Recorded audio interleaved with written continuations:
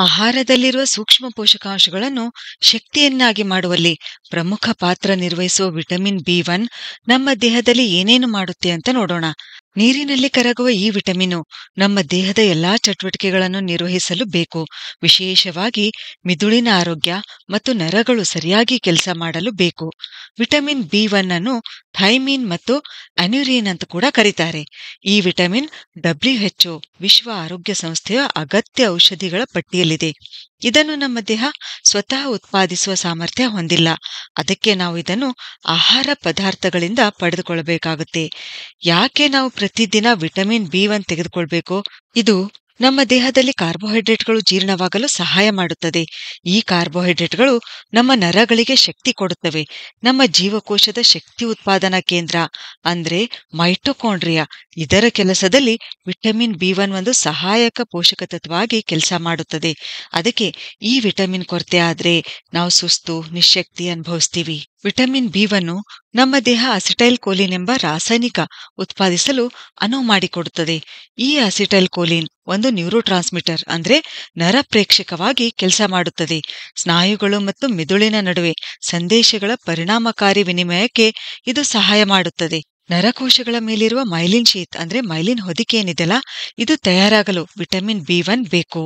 ಗಾಬಾ ಅಂದ್ರೆ gamma amino ಬ್ಯೂಟರಿಕ್ acid, ಇದು ಒಂದು ನ್ಯೂರೋ ಟ್ರಾನ್ಸ್ಮಿಟರ್, ನರಪ್ರೇಕ್ಷಕ. ಇದು ಏನ್ ಮಾಡುತ್ತೆ ಅಂದ್ರೆ ನಮ್ಮ ಕೇಂದ್ರ ನರಮಂಡಲದಲ್ಲಿ ಅಂದ್ರೆ ಮಿದುಳು ಮತ್ತು ಮಿದುಳು ಬಳ್ಳಿ ಭಾಗದಲ್ಲಿ ನಿರ್ದಿಷ್ಟ ಸಂಕೇತಗಳನ್ನು ನಿರ್ಬಂಧಿಸುವ ಮೂಲಕ ನಮ್ಮ ಮಿದುಳನ್ನು ಶಾಂತಗೊಳಿಸುತ್ತದೆ. ಅಂದ್ರೆ ನಮ್ಮನ್ನು ರಿಲ್ಯಾಕ್ಸ್ ಮಾಡುತ್ತದೆ. ಈ ಗಾಬಾ ತಯಾರಾಗಲು ವಿಟಮಿನ್ ಬಿ1 ಬೇಕು. ಅಂದ್ರೆ ನಾವು ಶಾಂತರಾಗಿರಲು, ರಿಲ್ಯಾಕ್ಸ್ ಆಗಿರಲು ವಿಟಮಿನ್ ಬಿ1 ಬೇಕು. ಇಡೀ ನರಮಂಡಲದ ಕಾರ್ಯ ಸರಿಯಾಗಿ ನಡಿಬೇಕಂದ್ರೆ ವಿಟಮಿನ್ ಬಿ1 ಬೇಕು.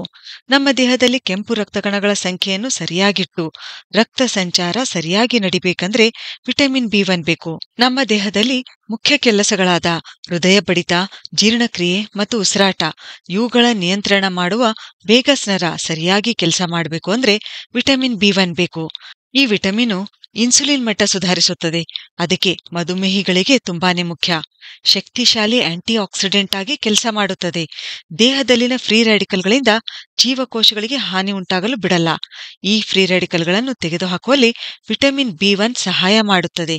ಅಂದ್ರೆ ಕ್ಯಾನ್ಸರ್ ಉಂಟಾಗಲು ಬಿಡಲ್ಲ. ವಿಟಮಿನ್ ಬಿ1 ಇದು ಆಂಟಿ ಏಜಿಂಗ್ ಆಗಿ ಕೂಡ ಕೆಲಸ ಮಾಡುತ್ತದೆ. ಯಾಕೆಂದ್ರೆ ಇದು ಜೀವಕೋಶಗಳ ಪುನರುತ್ಪಾದನೆಯನ್ನು ಉತ್ತೇಜಿಸುತ್ತದೆ.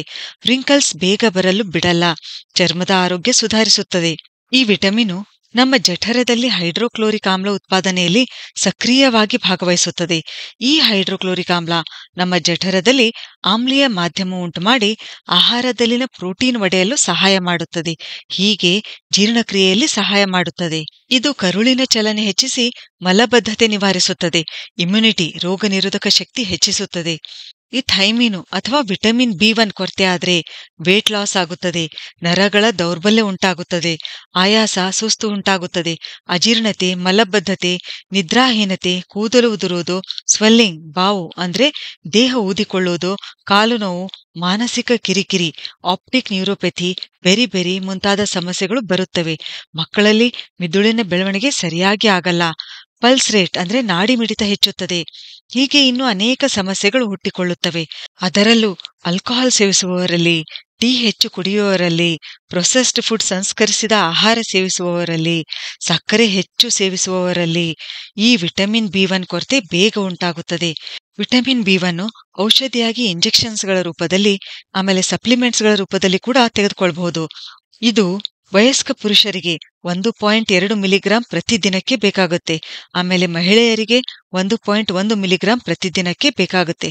ಇನ್ನು ನೈಸರ್ಗಿಕವಾಗಿ ಈ ವಿಟಮಿನ್ ಬಿ1 ಯಾವ ಆಹಾರ ಪದಾರ್ಥಗಳಲ್ಲಿ ಕಂಡುಬರುತ್ತೆ ಅಂದ್ರೆ ಪಾಲಿಶ್ ಮಾಡದೇ ಇರುವ ಅಕ್ಕಿಯಲ್ಲಿ, ಜೋಳ, ಶೇಂಗಾ, ಸಾಸಿವೆ, ದಪ್ಪ ಮೆಣಸಿನಕಾಯಿ, ಹಸಿರು ತರಕಾರಿಗಳಲ್ಲಿ, ಬಟಾಣಿ, ಹೀಗೆ ಇನ್ನೂ ಹಲವಾರು ಆಹಾರ ಪದಾರ್ಥಗಳಲ್ಲಿ ಇದು ಕಂಡುಬರುತ್ತೆ.